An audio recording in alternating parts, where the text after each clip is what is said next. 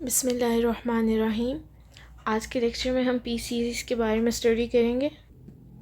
तो कंसीडर करें कि हमारे पास एक इनफिनिट सीरीज़ है। इनफिनिट वाई बिकॉज इसका सम हमारे पास इन्फिनिटी तक जा रहा है और इसके टर्म है of the form 1 divided by n raised to power p।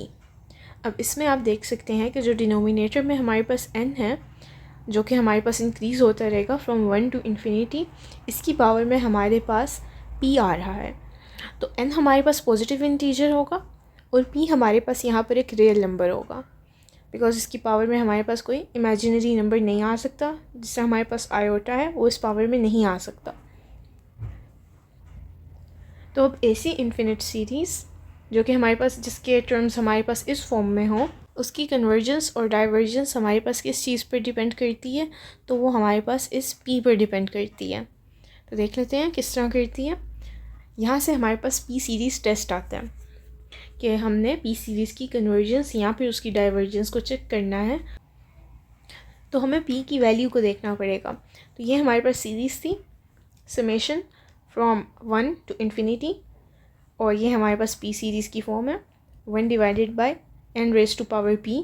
तो इसमें अगर हमारे पास p 1 से बड़ा है तो हमारी सीरीज़ कन्वर्ज करेगी, और अगर p हमारे पास 1 है या 1 से छोटा है तो हमारी सीरीज़ डाइवर्ज करेगी। एक कॉमन मिस्टेक के स्टूडेंट्स को लगता है कि अगर p 0 से ग्रेटर है तब भी हमारी सीरीज़ कन्वर्ज करेगी। तो ऐसा नहीं है।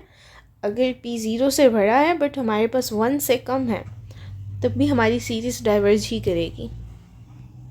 अब ऐसा क्यों है कि p बड़ा हो 1 से तो हमारे पास सीरीज़ कन्वर्ज कर रही है? तो इसकी एक्सप्लेनेशन ये है कि अगर तो हमारे पास p इज़ ग्रेटर देन 1, तो ये हमारे पास जो है n raised to power p, ये हमारे पास ज़्यादा तेज़ी से ग्रो करेगा, और जब डिनोमिनेटर हमारे पास इंक्रीज़ करेगा तब हमारे पास ये पूरा टर्म जौन सा है ये 0 को अप्रोच करेगा, तो हमारी सीरीज़ कन्वर्ज करेगी। लेकिन अगर ये p हमारे पास 1 है या 1 से कम है तब ये हमारी सीरीज़ कन्वर्ज नहीं करती, बिकॉज देन ये हमारे पास 0 को अप्रोच नहीं करता।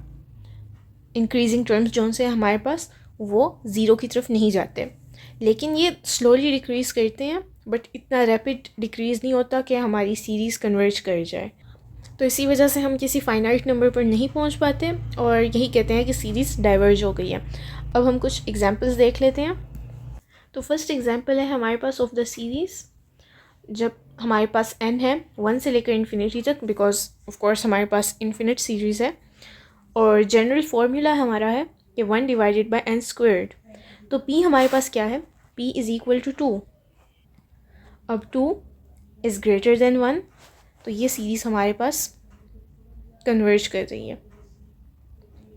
सेकेंड एग्जाम्पल में देखें, यहाँ पर n क्यूब्ड है हमारे पास, तो n रेज़ टू पावर 3, तो p हमारे पास 3 के इक्वल है, और 3 भी हमारे पास 1 से बड़ा है, तो ये सीरीज़ भी हमारे पास कन्वर्ज कर रही है।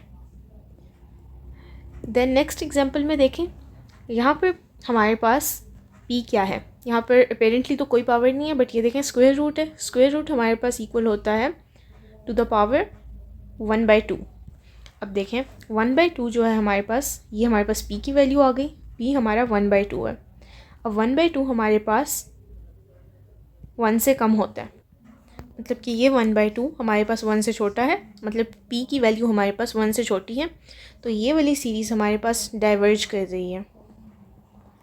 नेक्स्ट देखें, ये 0.8 है, ये भी हमारे पास 0.8 p के इक्वल है, और ये p हमारे पास यानी कि 1 से छोटा है, तो ये भी हमारे पास डाइवर्ज कर रही है। नेक्स्ट देखें, हमारे पास 5/2 है। अब 5/2 हमारा p है, तो क्या ये 1 से छोटा है या बड़ा है?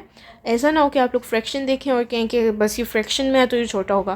फ्रैक्शन की आप वैल्यू निकालें, यानी कि हम 5 को 2 पर डिवाइड कर रहे हैं, तो ये हमारे पास 2.5 समथिंग आएगा, बल्कि 2.5 ही आएगा। तो ये हमारे पास 1 से बड़ा है, हमारा p यानी कि 1 से बड़ा है, तो ये सीरीज़ भी हमारे पास कन्वर्ज कर रही है। तो नेक्स्ट लेक्चर में हम पी सीरीज़ का स्पेशल केस देखेंगे, हार्मोनिक सीरीज़। टिल देन अल्लाह हाफिज़।